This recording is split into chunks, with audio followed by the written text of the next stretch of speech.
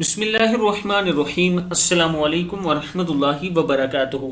عابد راجہ channel کی طرف سے آج میں اپنے دوستوں کو روزہ کھولنے کی دعا بتاؤں گا۔ آپ دوستوں نے اسے ضرور پڑھنا ہے جب افطار کرنے لگیں۔ دعا کیا ہے؟ بسم اللہ الرحمن الرحیم۔ اللہم انی لک صمت وبک آمنت وعلیک توکلت وعلی رزقک افطرت۔ اللہم انی لک صمت وبک آمنت وعلیک توکلت وعلی رزقک افطرت۔ اے میرے اللہ، میں نے روزہ رکھا اور ایمان لایا تجھ پر اور بھروسہ کیا تجھ پر اور افطار کیا تیرے رزق پر۔ اس دعا کو پڑھنے کے ساتھ ساتھ اللہ تعالیٰ سے یہ بھی دعا کیا کریں کہ یا اللہ ہمیں رمضان شریف صحیح معنوں میں گزارنے کی توفیق عطا فرما،